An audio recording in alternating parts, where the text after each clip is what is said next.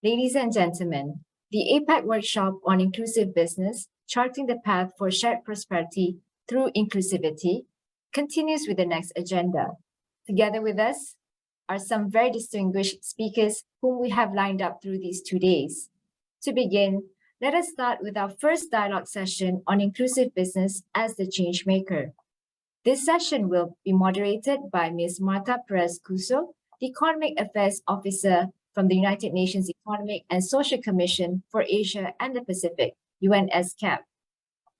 Ms. Marta Perez-Cuso leads SCAP's program on inclusive technology and innovation policies to promote technologies and innovations that leave no one behind.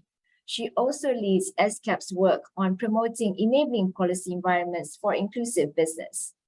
She has over 20 years of work experience with the United Nations, providing policy advice on science, technology, and innovation, as well as information and communication technology policies to governments across Asia and Latin America. Before joining SCAP, Ms. Perez-Cuso worked with UNCTAD and Oxfam GB. She holds a Master's in Science in Development Management from the Open University UK and is fluent in Spanish, English, French, and Catalan. This session will be discussing about IB growth across all APEC member economies and exchanging views on ways on how IB can be used to overcome the challenges and adapt to the new normal as an emerging response to COVID-19. I would now like to pass the floor to Ms. Marta to invite and introduce our panelists for this session. Ms. Marta, the floor is yours.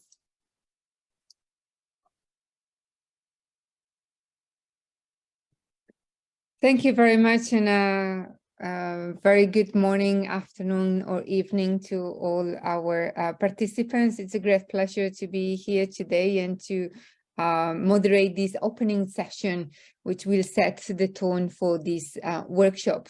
APEC economies have previously worked together in promoting inclusive business and supporting economic response and recovery initiatives to respond to COVID-19. And today, as countries like Malaysia and other APEC countries continue to support the recovery from COVID-19, it's a good time to pause and to explore the potential that inclusive business can support all our countries to move forward and build a new area where we seek more inclusive and sustainable development. Today we'll have the opportunity to exchange some views of how governments have been promoting inclusive business. SCAP has been working over the past 4 years in promoting inclusive business across the Asia-Pacific region. We work in collaboration with Inclusive Business Action Network to promote inclusive business in ASEAN, and supported governments like Malaysia and the ASEAN community as a whole to put in place strategies that promote inclusive business model. As a result of this, the ASEAN community today has the guidelines for promoting inclusive business in ASEAN, and some member states like Malaysia, Vietnam, and Cambodia are putting in place programs and strategies to promote inclusive business. In addition, SCAP is currently also promoting inclusive business models in agriculture and food systems in collaboration with the Bill and Melinda Gates Foundation. We hope that today we can share this experience with all of you to explore how we can further promote inclusive business in our respective countries. Our aim is to make inclusive business the new normal.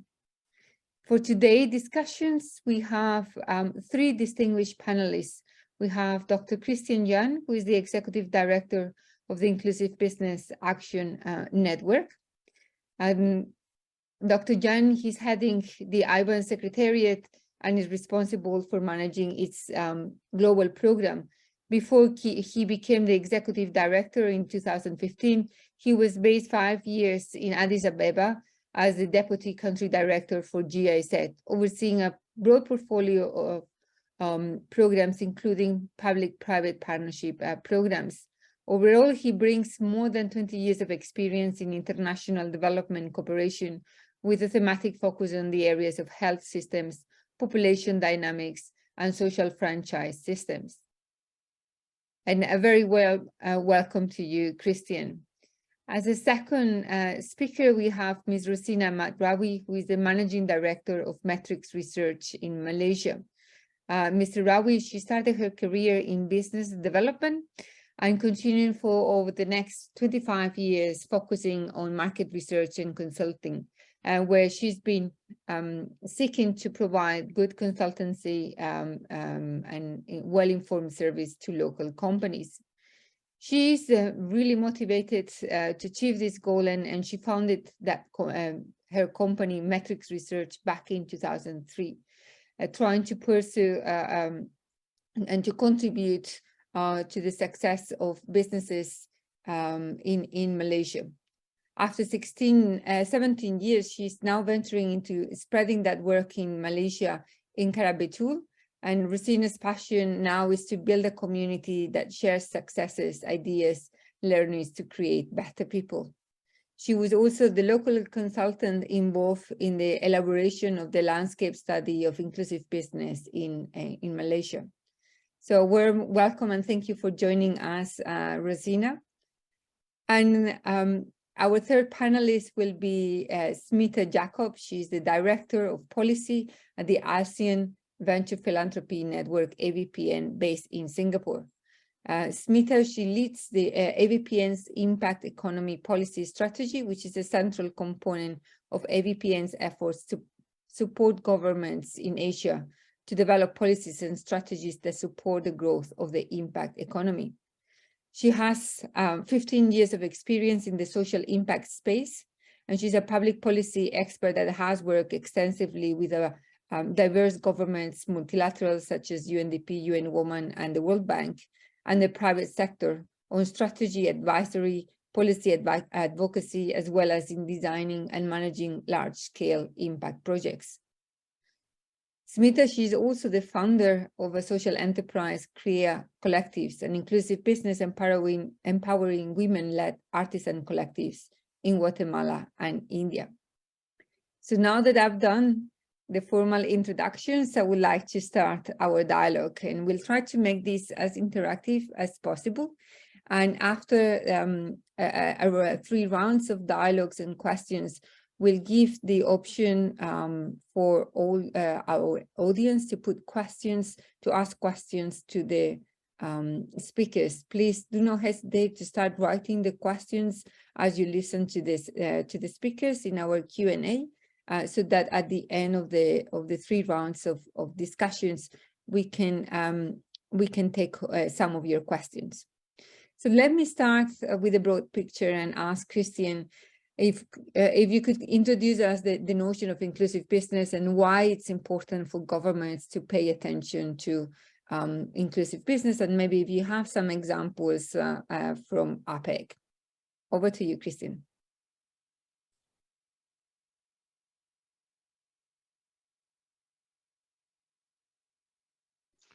Yes, thank you, Marta. Good morning to everyone. It's a pleasure to be with you, be sitting on this panel today.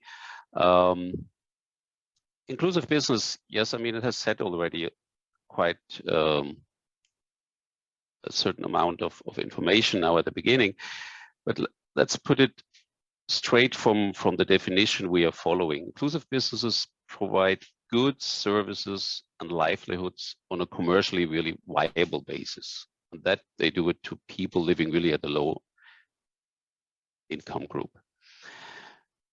And inclusive business also characterized through that they are at scale or they are scalable.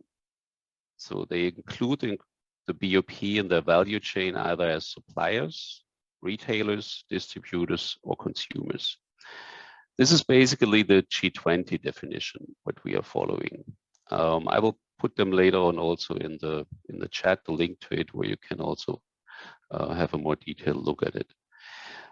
Now, why is it important for government to pay attention to it? Basically, inclusive businesses, what we always say, is a triple win situation. It's a win for the company because they are viable business, they are making profit, and they are at the same time therefore sustainable. but they are also a win for the poor population because they provide access to affordable products and services and improve, therefore, also the livelihood of the poor population. And thirdly, it's the government that is actually the winner of inclusive businesses, because government has less expenditure for social services for the poor, for example. And at the same time, they also receive a higher tax revenue from the companies that are viable businesses. And on top of that, and that is from the development cooperation perspective, tremendously important, the inclusive businesses also support the governments actually in their poverty reduction, as they have a special focus on the needs of the poor population. So this is really the main reason why we are supporting those companies with inclusive business model. Now I looked a bit on some examples what you said, Marta. I took them out also from the study that was mentioned at the beginning from APEC and inclusive business. There's, for example, one company from Canada. It's the Tim Hortons Coffee Partnership. In cooperation with the Trade Facilitation Office, they developed an inclusive business model in a public-private partnership approach by improving productivity, access to market, and profitability of smallholding coffee farmers in their value chain. And they did it in Guatemala, El Salvador, and Honduras. Another example is from Indonesia.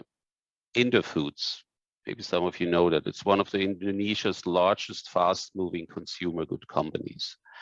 They developed several inclusive business models along its upstream and downstream value chain, involving smallholder farmers and over 50,000 micro-entrepreneurs and distributors. And maybe one last example from the Philippines. We have an inclusive business award-winning inclusive business model, actually. It's Manila Water. Is one of the 2 water utilities in Metro Manila. They call it Water for the Poor. And it provides millions of low-income households and informal settlements with clean piped water at affordable rates for those population. So these are just some examples, so to say, of rather bigger companies also that have an inclusive business model and which shows the impact inclusive businesses can really have. Over to you, Marta.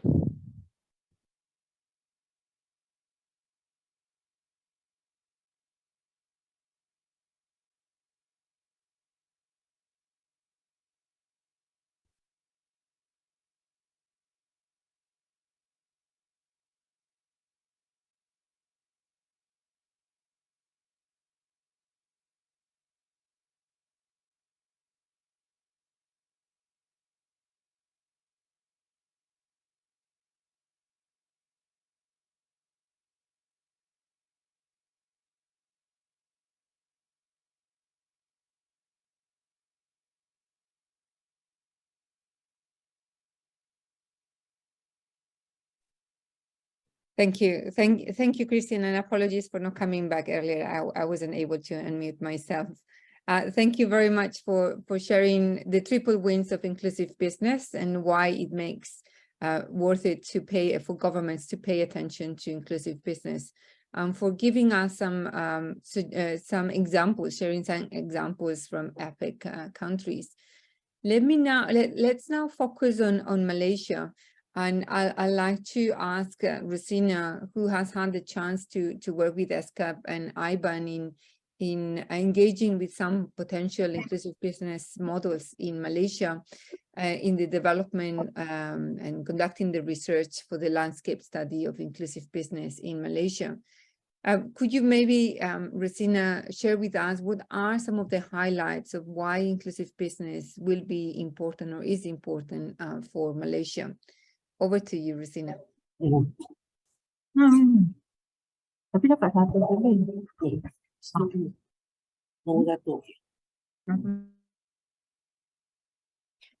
Hi, thank you, Marta, and yes, and welcome everyone.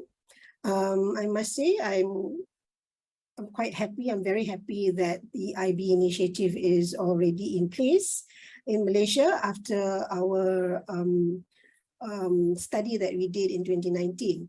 So basically, we know that this IB model is business includes, all these vulnerable groups of people, and in particular the B40s. Yeah, the B40s, which are the income, the below 40 household income people in Malaysia. And in Malaysia, specifically, B40 is defined, just to iterate, that is defined as household income less than about 5,000 ringgit a month. And this is according to the 2019 Household Income and Basic Facility Survey report. Yeah, and this includes about 3 million households in Malaysia, which is about a third of the total households in Malaysia. So it's quite sizable in that sense. Yeah. So with that, for all the everyone is to share the economic in the country. So we should also have we should include.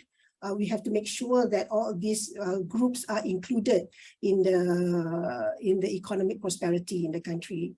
So in that sense, so it is important for us to have it. And we know in Malaysia also that, we are, the government has always have some schemes and some programs to assist all these groups of people. But assistance and help from the government is maybe, not enough. Or we want to empower these people. So we want to make them independent so that they can earn sufficient income for their family. And therefore, at the end of the day, not depending on the government's help or assistance at all. Yeah. And more importantly, it also elevates their esteem. Yeah. And be more willing to work. Not only harder, but more creatively, as there are opportunities for them. They can see opportunities for them so that they can elevate their family's economic situation. So I think that's very important. And this really would help the government's initiatives in elevating the country's well-being and so on. So with that, we know that Malaysia wants to have all parties to be involved, not only the government, of course, but the private sectors as well, so that everyone is working and playing a role in these initiatives and this endeavor. And with this inclusive business model, it will help to all the challenges that we've been facing all this while of inclusion. And it will perhaps provide a more meaningful scale with more convenient or more economical sustainability. Yeah, so that is why it is important to really elevate this group of people to be independent and be empowered to have their for them to see the future, in the long run. Yeah. So so when we say IB is for the B40, it's not for the extreme poor, but we believe that there would be a spillover when a third of this group of people are being empowered to earn more income and to really have create meaning in their lives. Yeah. Okay. So in Malaysia, I guess areas that inclusive business can make a difference is that in some urban areas, where usually this is where the urban poor resides, and I think I don't have the numbers, but I think there are many of them, and these are the people that we should be focusing on, perhaps with some remote rural areas as well, as well, where the job opportunities are scarce. Yeah, so how can we provide more job opportunities for them, where we will be able to provide more well-paying jobs to the urban poor, scale up the job opportunities for the rural people, as well as some low productivity sectors. And in my in the study that we did the last time, I saw that I discovered or identified a few low productivity sectors, which are like the crafts, which could be something that can be promoted in a larger scale, yeah, and in showcasing Malaysian heritage from the different states of Malaysia. Yeah, so also looking, and we can also look at providing more quality education services for these people, yeah, more affordable housing, more access to basic services, some social services, as well as spilling over to all these, to other marginalized population in the country, you know, such as the refugees and others, yeah. So these are the differences that IB can make on the initial stage, and when it scales up, you know, it can really make a difference to the country's well-being. So with this, more parts of the society would be busy taking care of their livelihood and their communities. It would minimize or even mitigate our social issues as well in this country. And most importantly, this can elevate our economic situation, and everyone can share the fruits with no one left behind. So I think this is what the aspiration of having IB models in Malaysia. Over to you, Martha. Thank you very much, Rosina. Thank you for highlighting the opportunities, the concrete opportunities that inclusive business can bring in Malaysia. Very, very specific, and also distinguishing that there is that margin of low-income population where inclusive business can support, and of course there is that population, the very poor, that where inclusive business cannot support the very poor, because it's not a commercially viable way of providing social services. Now, based with this, I would like to move to our third speaker, to Smita, and explore the other side of the coin, no? To expand, to grow inclusive business, to create new inclusive business. Companies require access to finance and investments. So Smita, AVPN is a platform of investors and social funders who deploy capital for philanthropic purposes for impact across Asia. Maybe you can share with us a bit more about AVPN and how companies with an inclusive business model can benefit from the facilities provided by AVPN, and maybe discuss what are some of the financial solutions that can be used to finance inclusive business models. Over to you. Thank you, Martha, and lovely joining this morning and seeing a very good panel here as well. So as you shared, I just want to quickly introduce what AVPN is. AVPN is the Asian Venture Philanthropy Network. We are a network of about 600 members, which are largely social investors across the world who are interested to invest in social impact and environmental impact in Asia. And we work across almost 40 markets or 40 countries, in whichever way you would like to see it. And essentially what we're able to bring together is a platform for different kinds of social investors to come together and collaborate, because key mission is to move capital towards impact. And I think one of the core things to think about, rather than just saying that what is it that, you know, I think one of the critical questions I keep hearing is what can inclusive businesses do to get more investment? I think really we need to turn the question around and say, what is it that social investors can do to really strengthen inclusive businesses? Because inclusive businesses are essentially solving some of the most critical problems, especially in emerging developing economies, which are very key risk profiles and portfolios also for investors. So essentially what we are able to do is bring together different kinds of investors who are able to strengthen the ecosystem overall on how to increase investment towards inclusive businesses. So there are different ways to look at it. And I think one of the things that I also wanted to share was that we've been, of course, working with IBAN very closely on strengthening inclusive businesses. One of the things we were able to do was really socialize through IBAN and ESCAP, in partnership with both IBAN and ESCAP, to socialize inclusive business principles and frameworks in ASEAN, and especially in Indonesia, Thailand, Philippines, and Vietnam. We've been able to run seminars, masterclasses, many matchmaking sessions, and multi-stakeholder dialogues to bring businesses, investors, and policymakers together in these markets. And most importantly, we've also been able to pull together a lot of case studies, also very much inspired by the work that IBAN has been doing in many other markets as well. So all of this really communicated the power of inclusive business to transform business ecosystems, and they were cross-shared across all our platforms. And I think essentially what it ended up doing was to really socialize the idea of why inclusive businesses are important, especially in the context of, the social investor ecosystem. We were able to really build more awareness in that investor ecosystem. And I think that was one of the core strengths.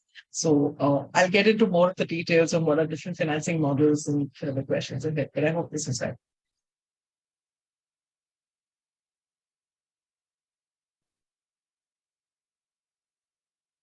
Thanks very much, Smita. Yeah, the importance of generating awareness about what inclusive business is and what is not, and the potential. That has been a key starting point. It's the starting point often in the work that we've been doing in different countries. I like now to go back to Christian and explore about, in addition to raising awareness, how governments can promote inclusive businesses. Christian, through IBAN, you have a wealth of experience globally in supporting the scaling up and replication of inclusive business. How do you see the role of the government on further promoting inclusive business? And maybe if you can share with our audience some of the actions that governments in this region have taken at the national, at the regional, and at the global level to promote inclusive business. Yes, Marta, it's a pleasure to do so. Indeed, maybe just one sentence to IBAN also, so that you can know where we are coming from. I mean, IBAN is financed, or was financed in the past 4 years also by the European Union, and is still financed by the German Development Corporation. It's implemented by GIZ. And actually at the beginning, IBAN focused more on support the scaling of inclusive business and also raise awareness globally. It's just that since the last 4 years, we entered actually also the policy sphere and included government and policy makers as well, in order to achieve really then more longer term and systemic impact, because we felt like it's more important to provide a kind of long-term solution and not only focusing on individual companies.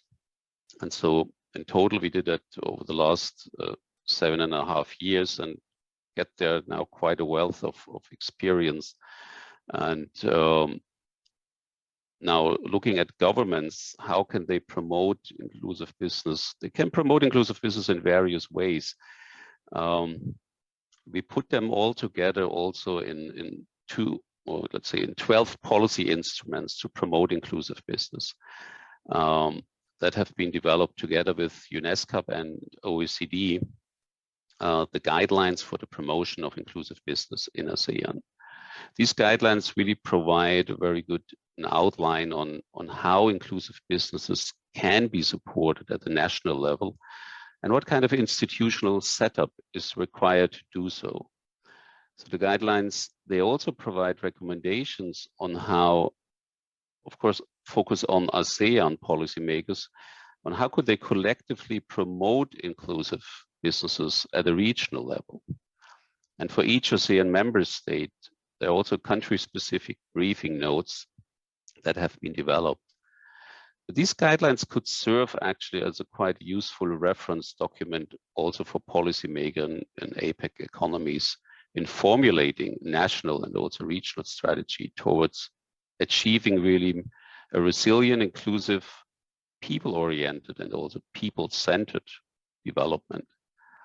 And just to give you some specific examples on the national level, as I said, we have developed there more than 12 policy instruments, which I don't want to go into it in each and every one, but just to give a bit of snapshot on what can it mean.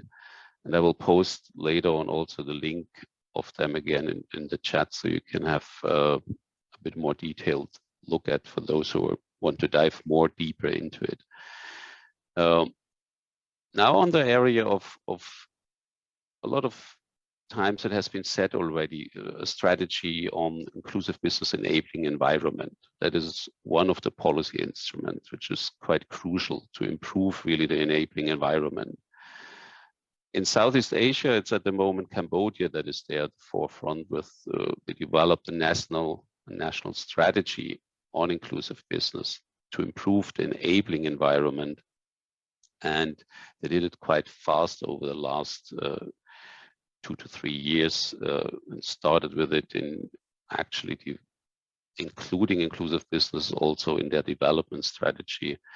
And they did a first round of accreditation of inclusive businesses this year, and will do it still. And I think in the next couple of weeks, they will have the second round of accredited inclusive businesses. But also Vietnam, for example, can also be named as, because they have now also a program on support for private enterprises and sustainable businesses where inclusive business is also included. Indonesia developed an inclusive business roadmap for wellness tourism. And the Philippines, who are one of the, let's say, the early birds in Southeast Asia, started more than 10 years ago in developing, looking into the potential of inclusive business.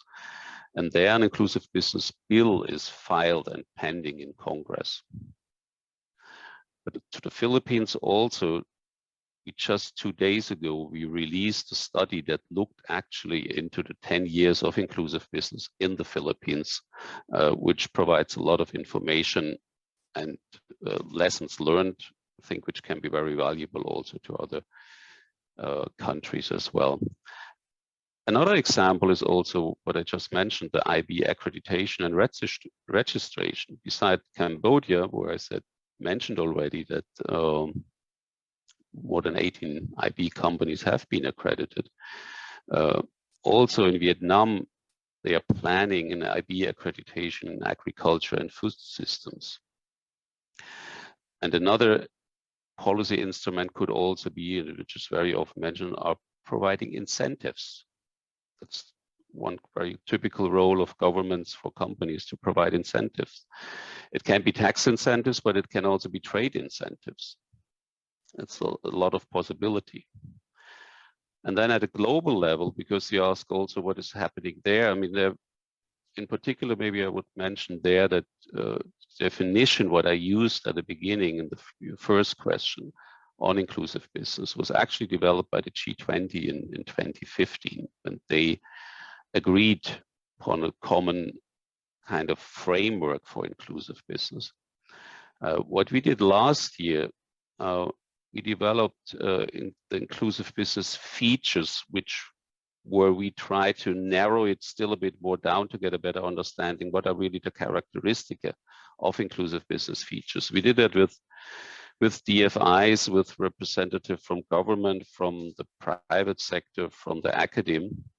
And so we came up with 4 features of inclusive businesses, which are the most relevant one. And these are actually engaging the base of the economic pyramid intentionally. That is the crucial point, to have an intentional inclusion of the base of the pyramid. Then pursuing financial viability, scaling the business model, and measuring and managing impact. This was the last document we developed last year with a lot of other stakeholders, as I mentioned. And I think it has a lot of potential inclusive business for the future development in the whole current discussion when we look into the impact of climate change, etc. But for the moment, I will leave it here. Back to you, Marta. Thank you so much, Christian. It's really good to hear of the actions that the governments have taken at the global, at the regional, and at the national level to promote inclusive business, and to see that some governments have already put fully fledged strategies to promote inclusive business, and others are experimenting with some of the some actions, whether business accreditation or business coaching, or providing incentives to these inclusive business models. Maybe let's, again, from this broader perspective, let's now narrow down to Malaysia. And Rosina, maybe if you can share with us, what are some of the results of the landscape study on how inclusive business could be promoted concretely in Malaysia? Over to you, Rosina. Thank you, Marta.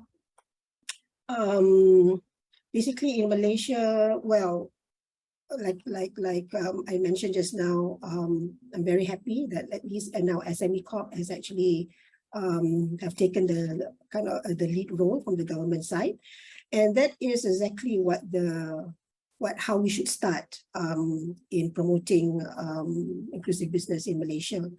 We should have a central coordinator or an enabler, which SME Corp is playing right now.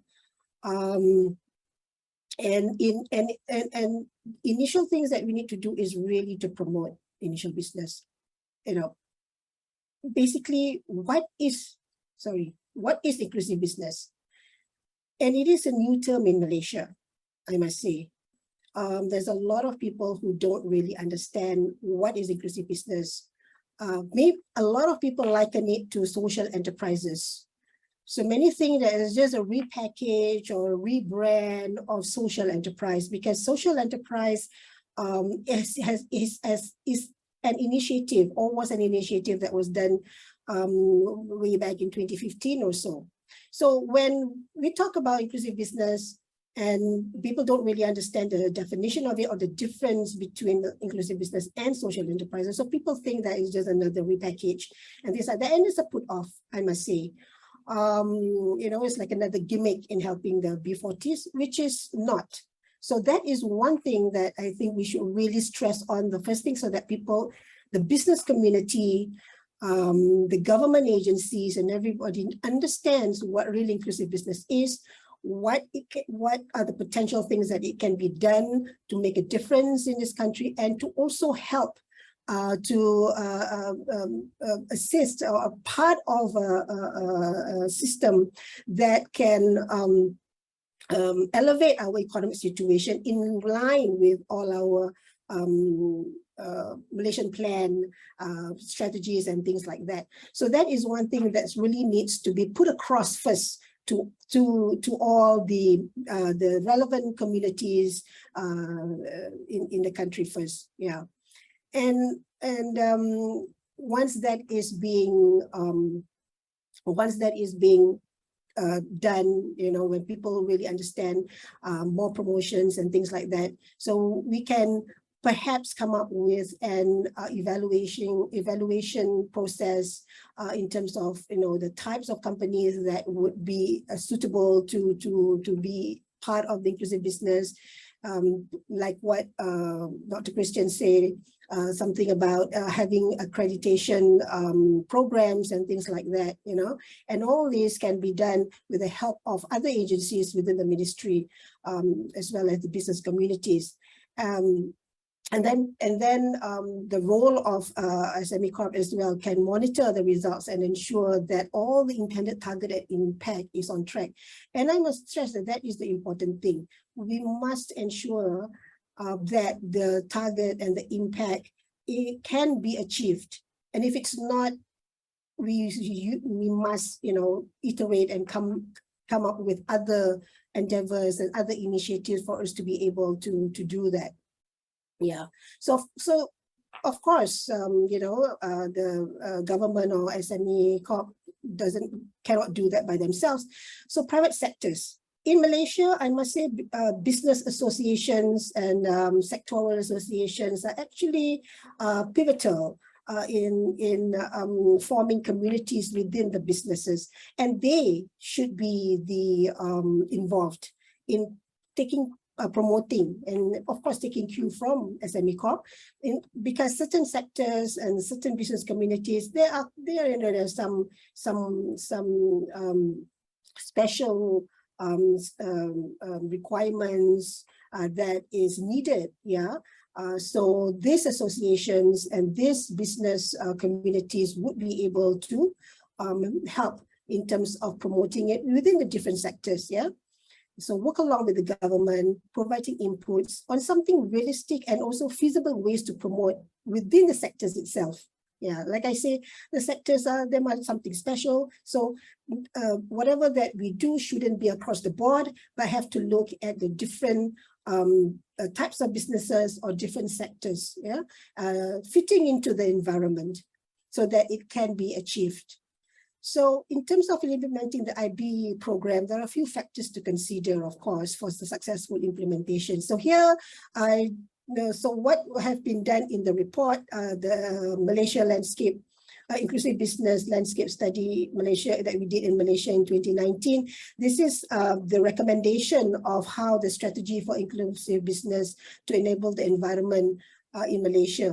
So we should have, like I say, a coordinator, of course, private involvement, financing, support, and so forth.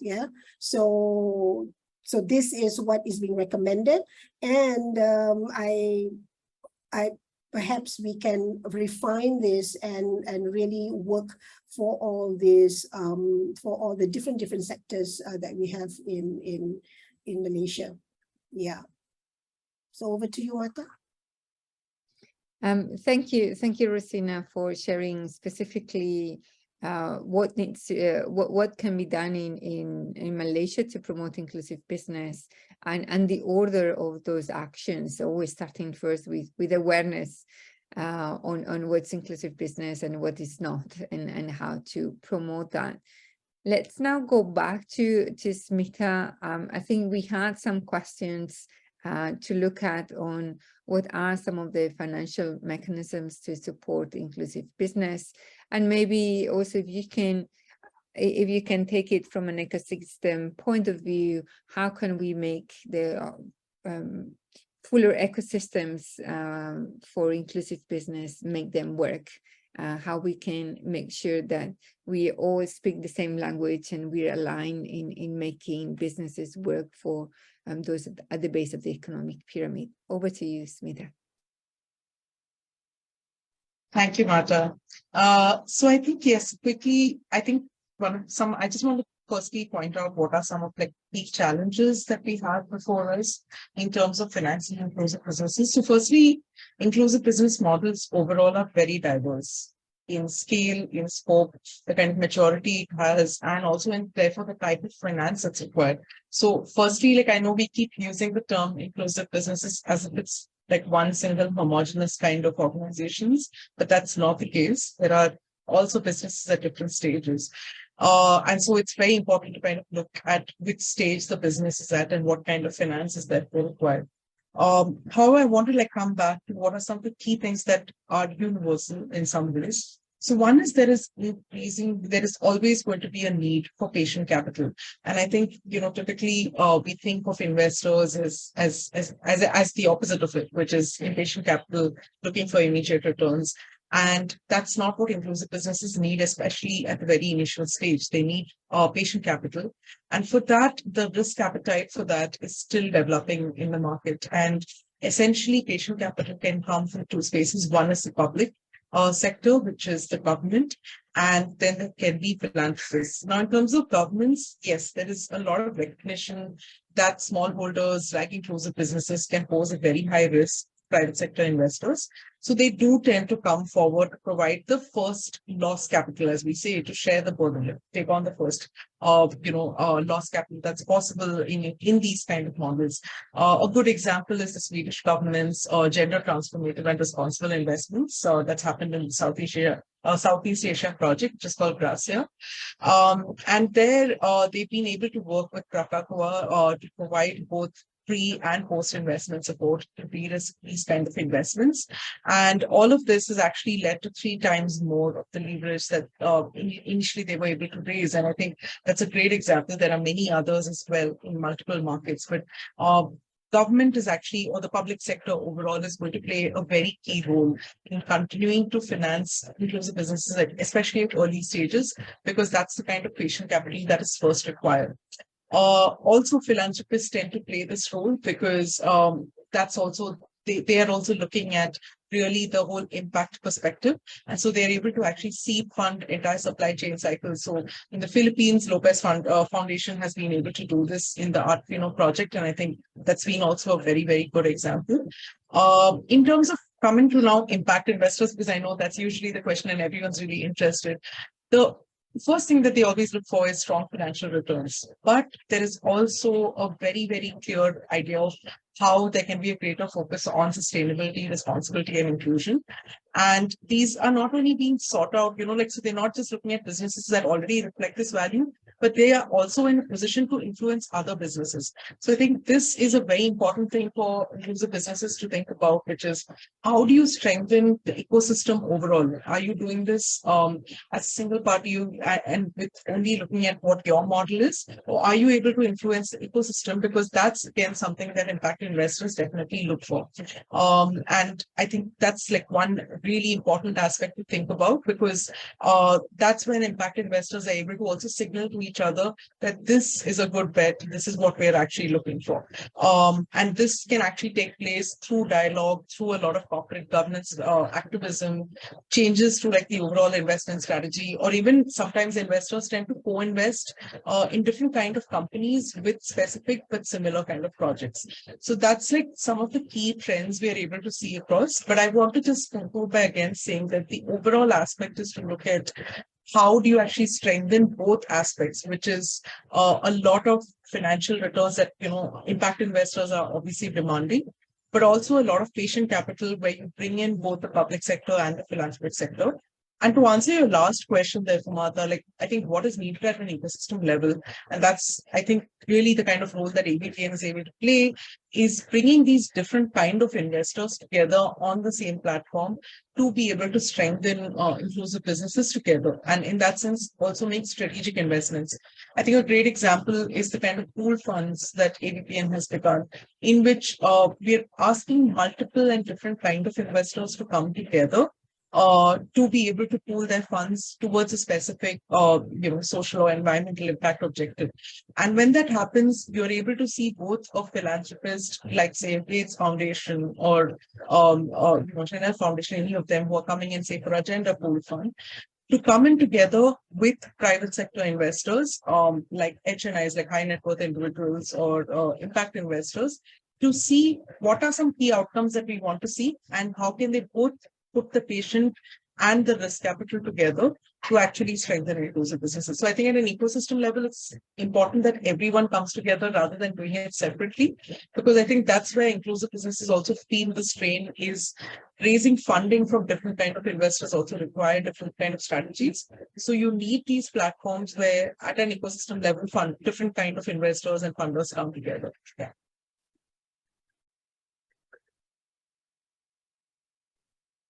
Thanks, Smita. And I think you make a very strong point that financial viability of these inclusive business models is still a must to be able to, and this is not charity, so to be able to raise finance and funds, you need to put forward a commercially viable business model.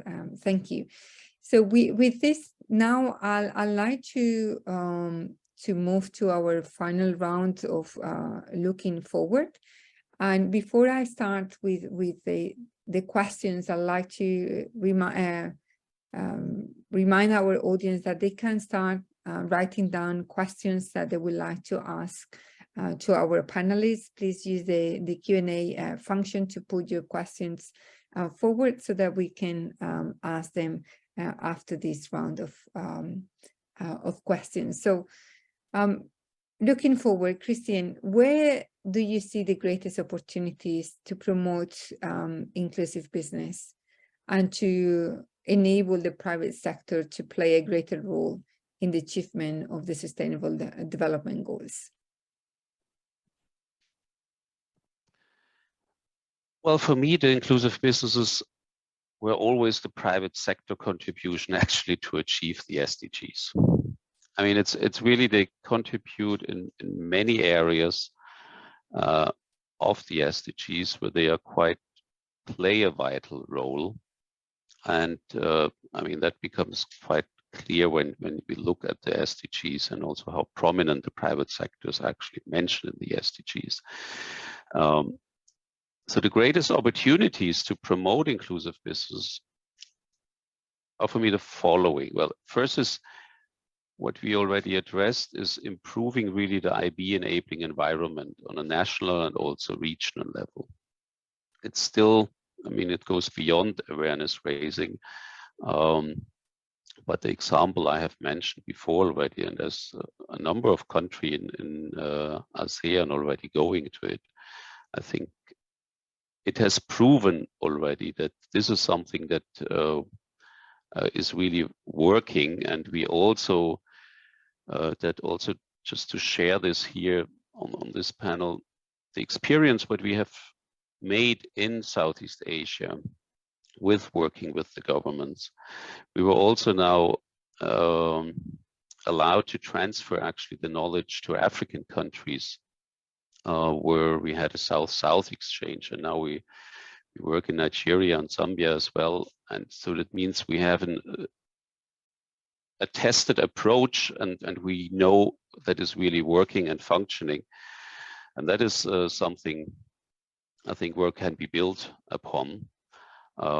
Another opportunity is then also maybe on a regional or national level to establish a kind of inclusive business hubs for more learning and exchange among policymakers also. Because peer learning, what we learned, is really a very powerful and efficient tool, not only within the country, but also among different countries and policymakers. And it's really a low-cost intervention, but with a high outcome.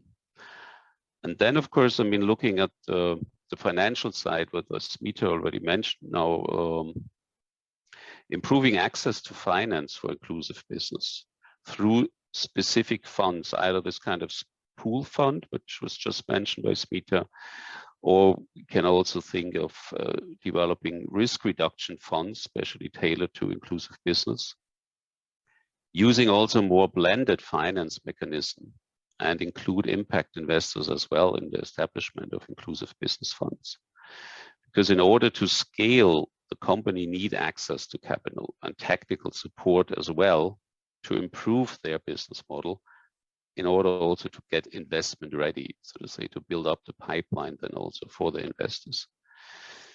So, because I think in just to the end, I also want to emphasize one more time that inclusive businesses really have proven that they can play a significant role in reducing the burden and negative impact of climate change on the low-income population that suffered always the most of it. And the inclusive businesses also can help to build really resilient and people-centered economies. I think these are, for me, the greatest opportunities actually and challenges that have to be tackled. But we have already now a proven track record of inclusive businesses, and we know it works and it is functioning. Thank you. Thanks, Christian. Would you want to share any example on how inclusive business are also supporting not only the base of the economic pyramid, but the climate change? Well, there are various, I mean, example. For example, one which was already developed quite some time in India was when we were looking, or also from Israel, we look into the drip irrigation system, to make really good use of the scarce resource of water, that is getting more scarce, more and more. And there the technology has been developed and is now also being used in many other countries. That's just one example. I mean, the other one is instead of using kerosene for light, I mean, having access to small portable lamps that are powered by renewable energy. I mean, there are a lot of different small items that are also affordable to the BOP that already exist there, but which can still be more accessible and more affordable.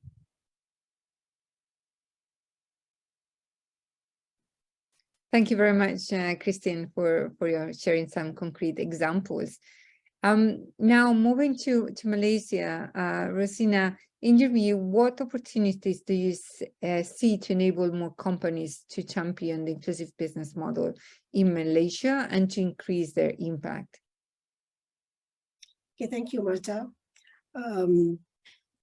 Yes, in Malaysia, taking cue from the study that we've done, as I mentioned just now, social enterprise. Social enterprise is actually popular in Malaysia because it was since 2015 or so, because it was promoted in Malaysia by the government in promoting social enterprises as one of the initiatives in taking care of these B40 groups. Yeah, so with these initiatives, according to the study or according to the report, the inclusive business landscape study report in Malaysia that we did in 2019, there were about 200-300 social enterprises, and these are the ones that was involved in the government programs. Again, this social enterprises definition varies, from one person to another, from one. So there are also the broad definitions also that says there's about 20,000 social enterprises. Yeah, but basically the number is not the point here. Yeah, but it is the impact that these social enterprises have created. And according to that study, the reach and the impact is actually limited. And there were many, many challenges for the social enterprises to grow, and some even to be relevant. So I guess taking from there, taking from there the social enterprises, the opportunities is first to identify a few companies or businesses that are already inclusive business. So in the study, we identify only one real inclusive business, which is in the ecotourism business in Sabah. Of course, there are also a few potentials, but I believe now that there are also a few other companies that's already been identified and is already involved in the pilot project that SME Corp is doing. So that is good. So we should identify some of these real inclusive businesses,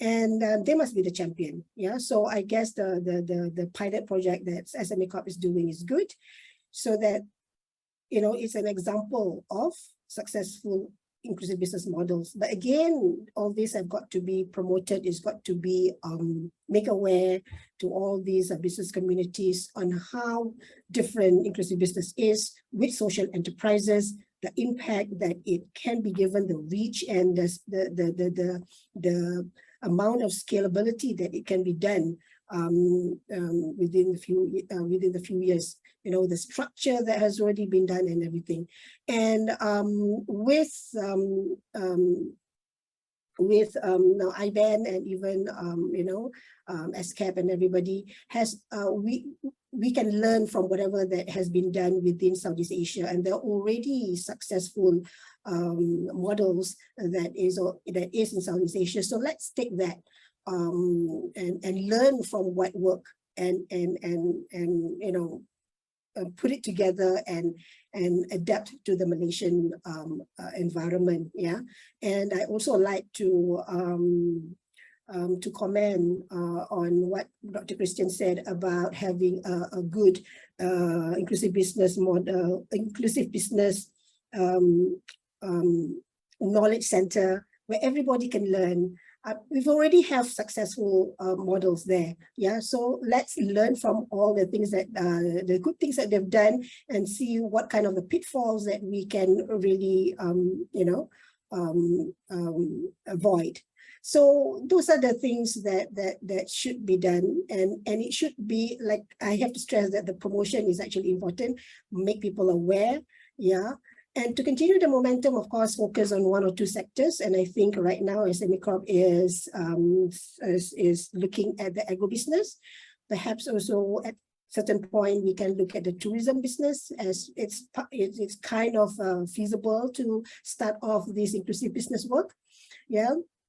Work on all this, implementing the inclusive business model, showcase all the steps that they have taken, the challenges that they've gone through, the steps and all the results that they can achieve in 1 year.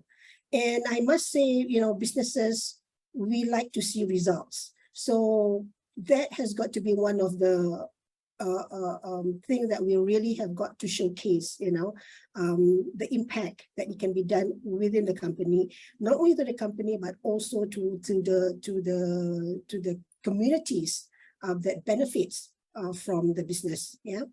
So a good and impressive results will inspire more companies, will inspire more sectors, and then the program can be implemented on a larger scales. The reaching out can be done more, impact can be achieved, of course, progressively.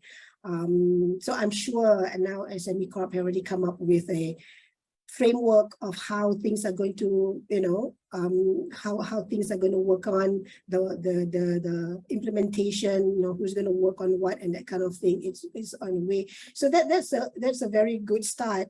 And yeah, I must say I'm looking forward on the results of the pilot that we are doing at the moment. So yeah, over to you, Mata. Thank you. Thank you very much for sharing so many insights, diverse insights on what to do next, or what are our next opportunities, and on there's quite a wealth of information to share already. The Inclusive Business Action Network has an impressive website with information, and maybe if the host could share some of the linkages that were shared by Christian among the panelists, if those could be shared with the broader audience, that would be very useful. Another good example is the annual ASEAN Inclusive Business Summit. It's a good opportunity for different actors to come together. Maybe there could be one for the APEC membership to also come back together as a group and bring different business models, investors, and also governments that are promoting inclusive business and share experiences. Now, to close this third round of questions, I'd like to go back to Smita and maybe see to ask you, what are some of the opportunities moving forward that you see for impact investment to better support inclusive businesses? Oh, I think like one of the core things is really to get a lot of policy engagement on this, because I feel like that's one of the core aspects that investors are constantly looking for. It's like a perfect signal to kind of understand whether this investment is risky or not. How does the government actually view it? So I think one of the core things to always look for, and investors, particularly, this is one of the struggles, right? To get a lot of buy-in from their internal stakeholders, say from their board, for types of the long-term kind of investments that inclusive businesses actually do require. So they really keep looking towards the government or towards policy levers as signposts or incentive mechanisms. So I think one of the core things is to really strengthen, you know, a lot of financial, reputational, as well as other incentives that can improve the return on investment for inclusive business activities.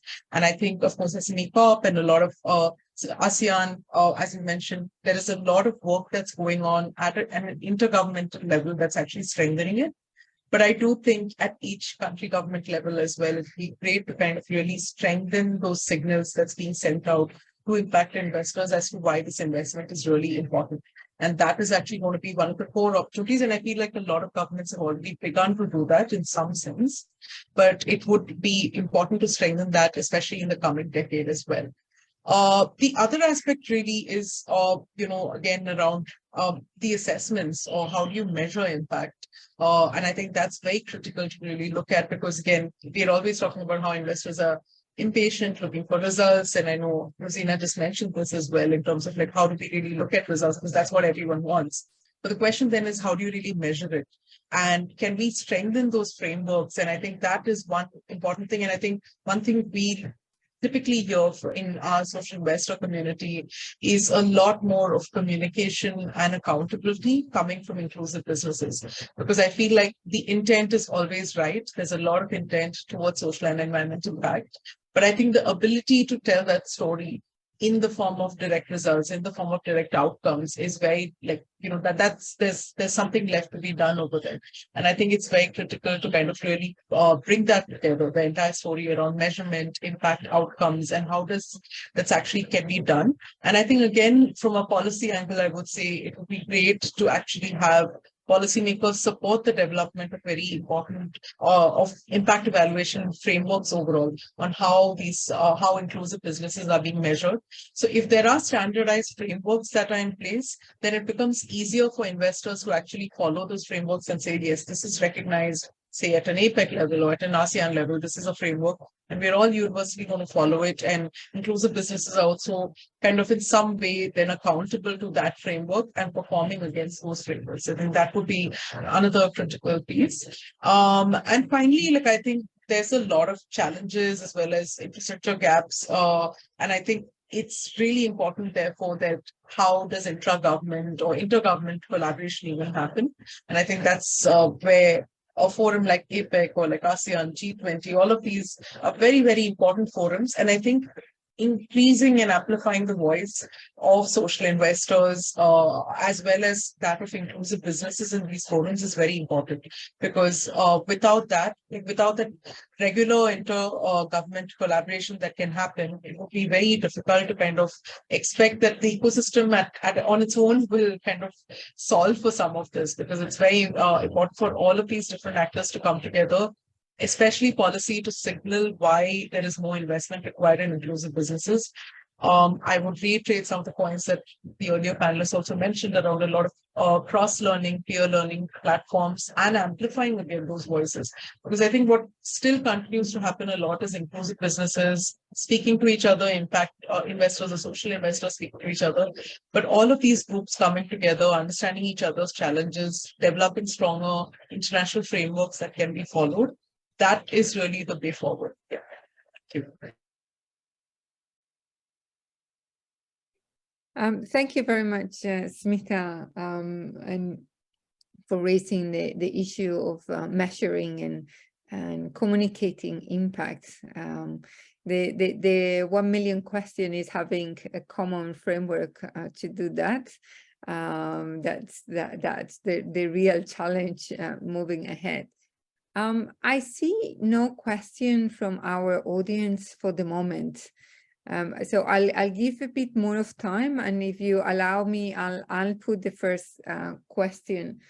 And maybe I'd like to dig down a bit more on this of measuring and managing impact. And maybe I think you can come from different perspectives. Christian, maybe if you feel, if you could share a bit about the accreditation system of inclusive business that has been put forward in ASEAN and adopted by ASEAN member states as one framework to reveal the impact that inclusive business have, and use it as a learning tool and also as a way to showcase the impact. That will be very useful. Over to you, Christian. Yeah, thank you.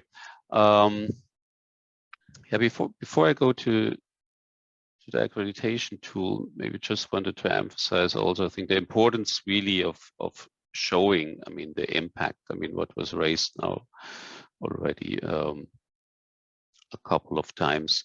I think that will help. I mean, not only our target group, actually the poor sector, the poor population, but also it will help actually companies to be able to also have better access than to capital.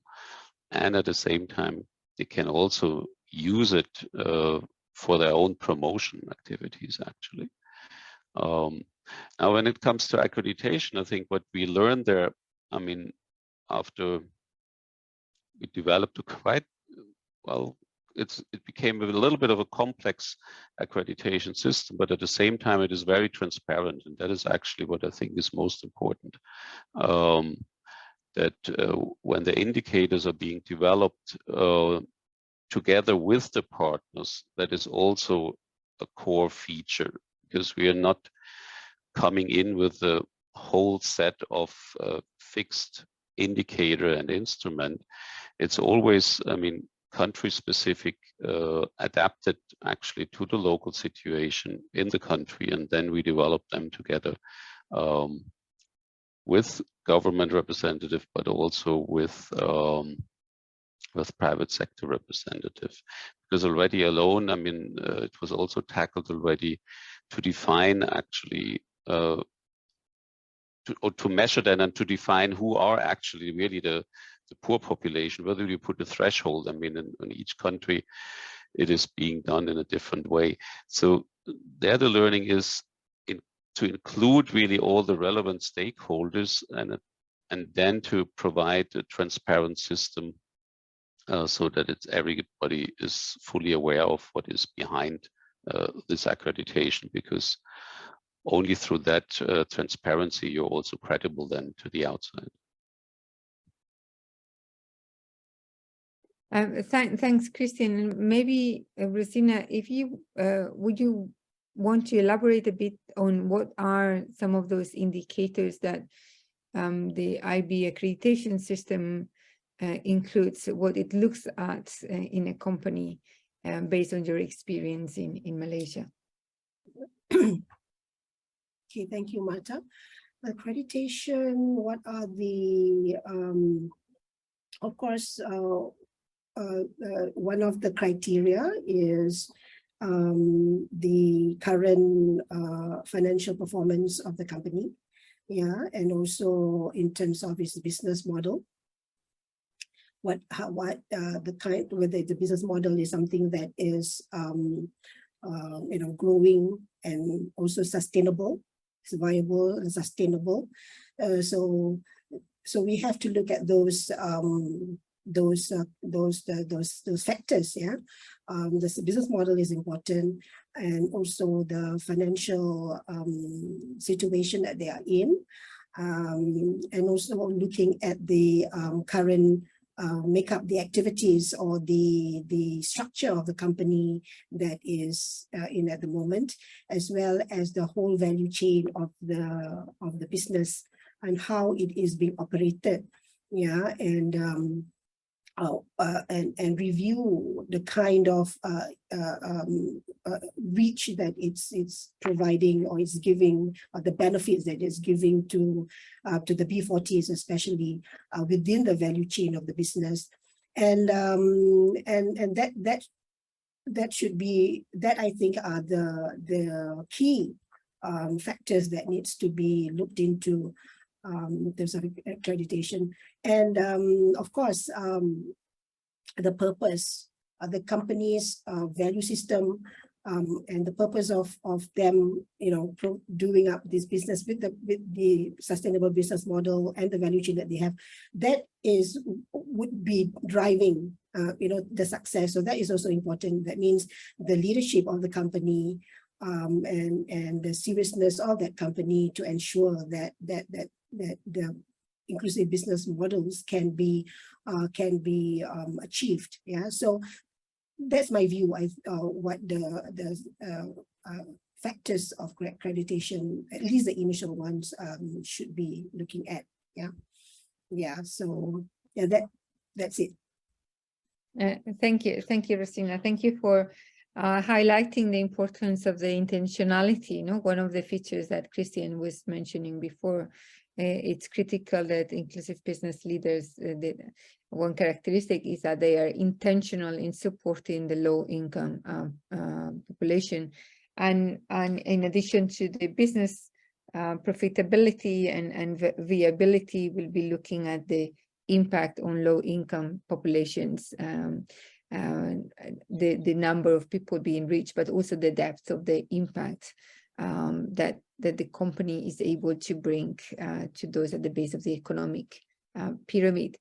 Smita, maybe circling back to you, what's your experience on the type of indicators that investors use, how different they are? What are some of the common points that they look at? Right. So, I mean, I don't know if there is something that is really separate, but I'm just going to go back to like what are some more acceptable standardized formats. So, like there's the social and human capital protocol, which is a universal framework that focuses on identifying, measuring, and valuing businesses' direct and indirect dependencies on the capital that they're trying to look at, and to frame it across 4 stages, which is the framing stage, scoping, measuring, and valuing stage, and applying.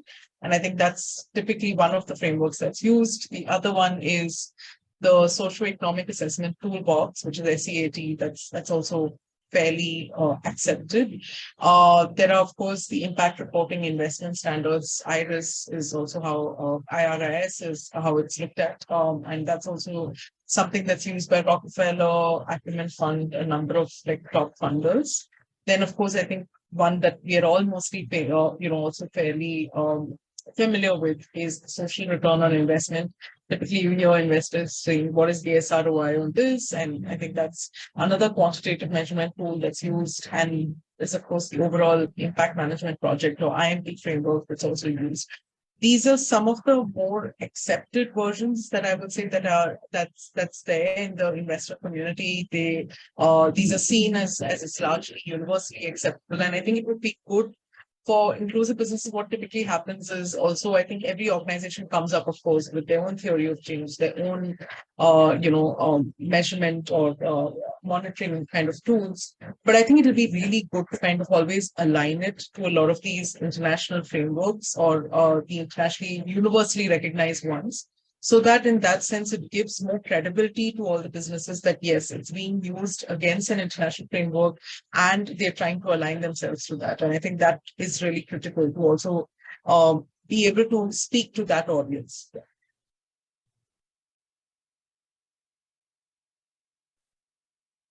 Thank you. Thank you very much. And perhaps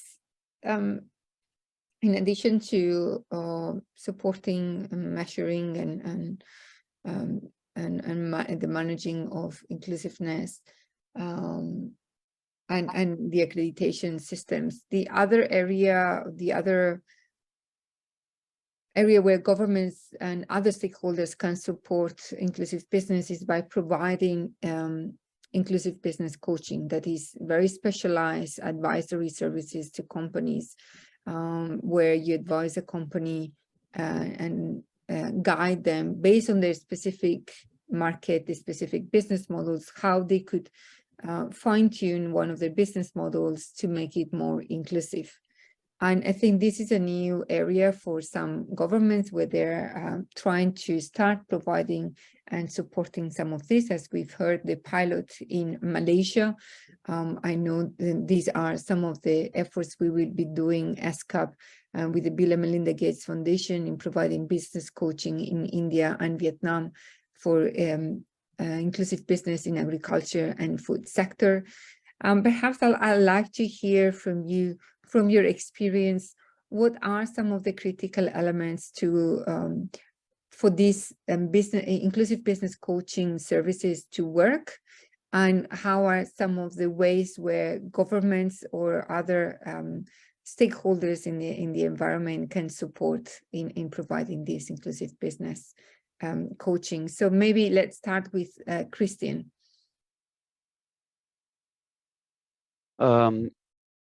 Yes, that's actually indeed it is an important and relevant aspect.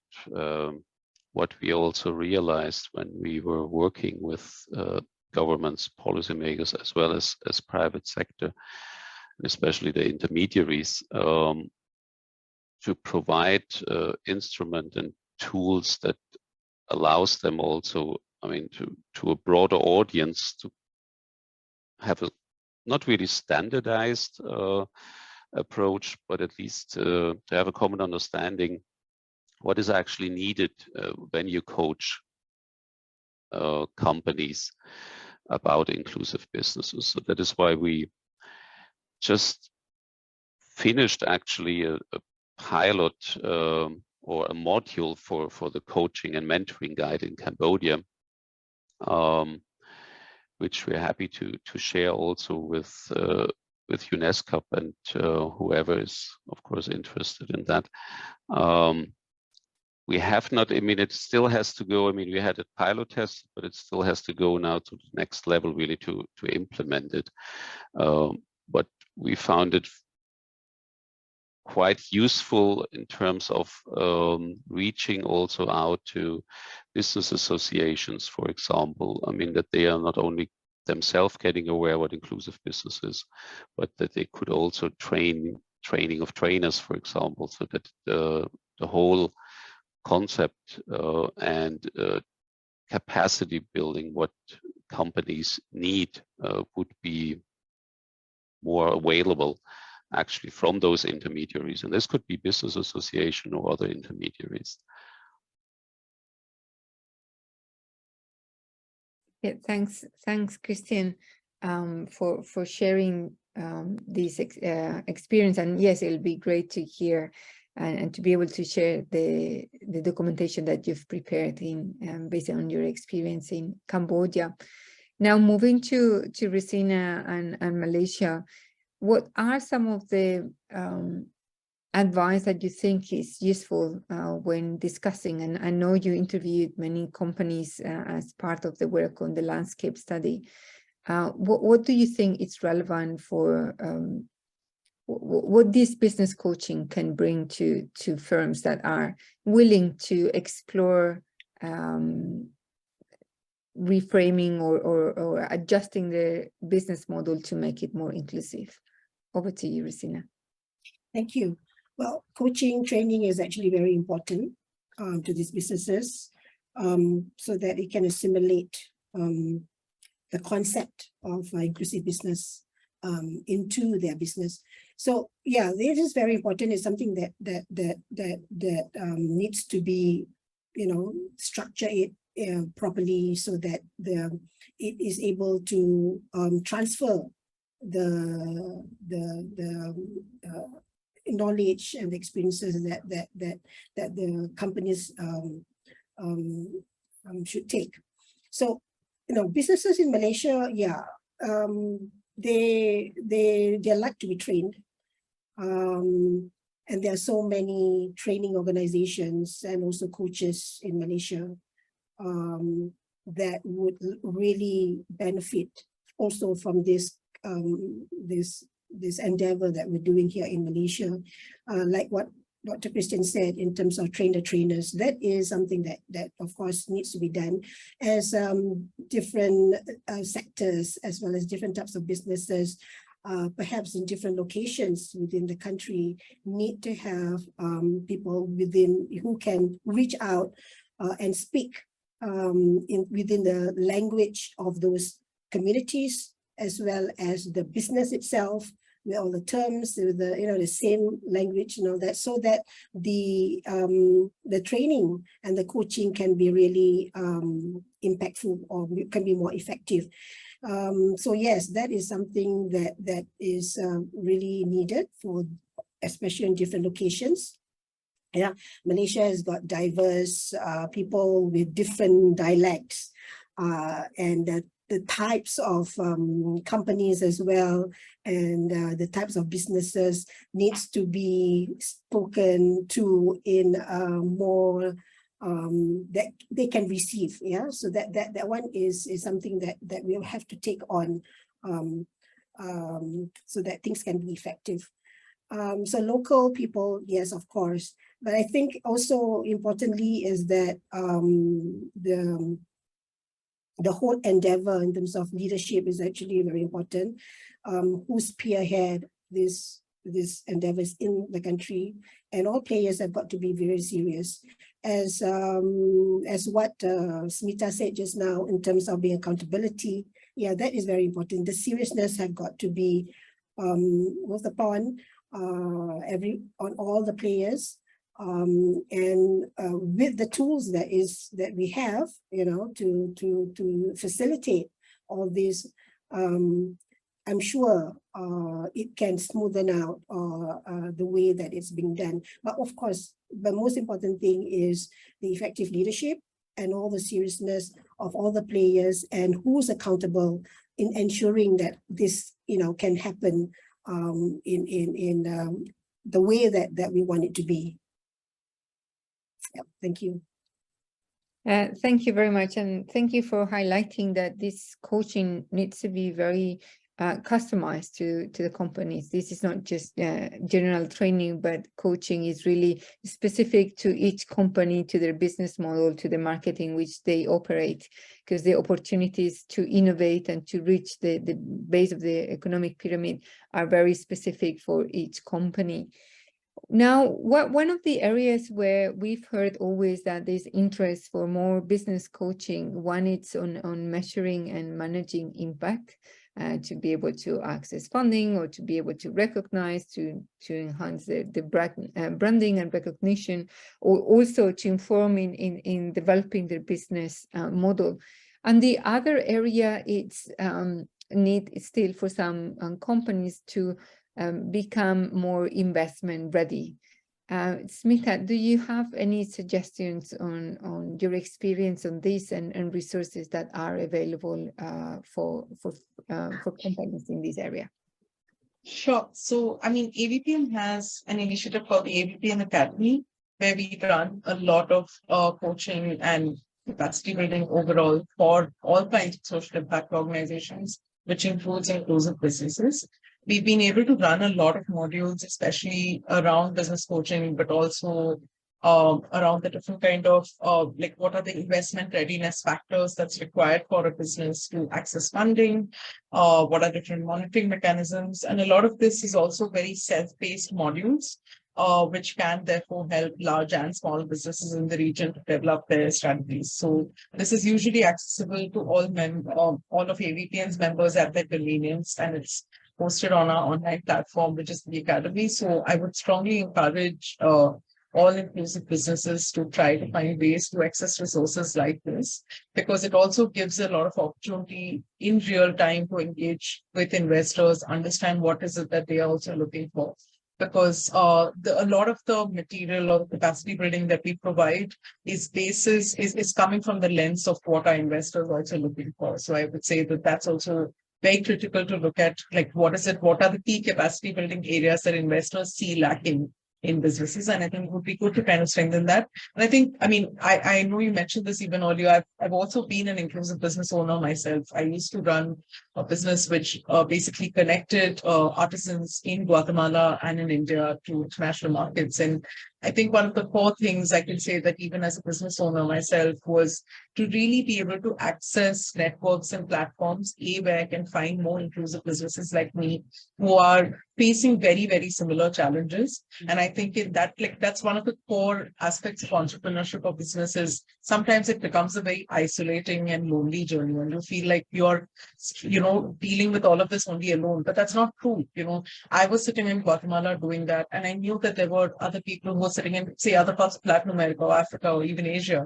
And the moment I was able to connect to other similar businesses who are facing similar kind of challenges, half of the burden is actually lifted when you have that peer learning platform, because it's just very relieving to know you're not alone in it. And I think the second is to really understand what are investment readiness factors, what is it that investors look for. How can I make myself much more attractive for funding for investment? And I think those would be the two things. So here I'm going to put on my earlier inclusive business owner hat, and I'm actually answering this question rather than AVPN, because I think it's just important to also see that a lot of this is, of course, demand driven, but I think the demand side wants to understand what is the supply side looking at from the investors. Yeah. Thanks very much, Smita, for giving us the 360 overview of the needs and options. I hear the pain and the benefits of sharing the pain with others. going through the same struggle. And indeed, peer learning has proven very successful in getting different governments to promote inclusive business in this region of the world. Now, I don't see any further questions, so it will be time to start closing this introductory session to this two-day APEC workshop on inclusive business. And I'd like just to quickly highlight some of the key messages that I took from the conversation.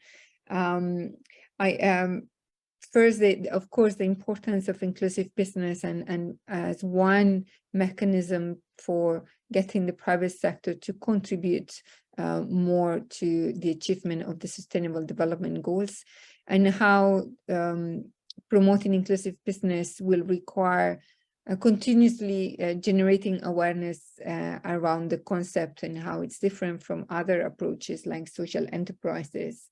But it also requires, beyond that, it requires governments to put in place specific strategies or programs to promote inclusive business.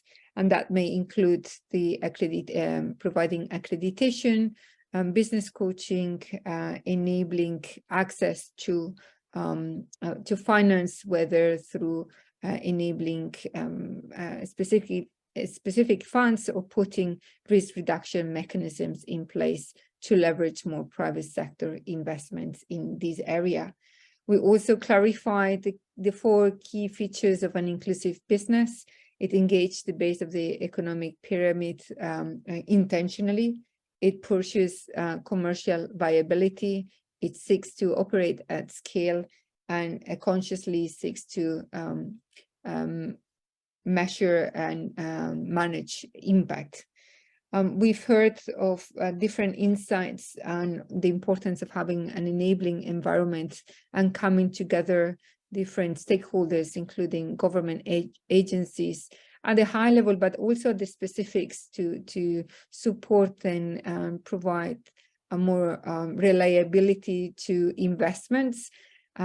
We also need to come together to share experiences between businesses and between IB promoters, and to share experiences between businesses and investors, and generate that way learnings and collective actions that can help inclusive business models to be commercially viable and have a large impact.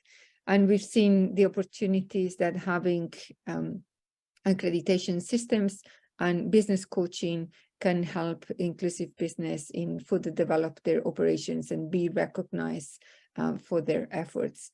So with this, I would like to now close this session and thank our 3 panelists, Dr. Christian Jan, Ms. Rosina Matrawi, and Ms. Smita Jacob, for their time, but for their valuable insights from their own perspectives that they've brought here today. Thank you very much, and thank you to SME Corp for organizing this very valuable workshop.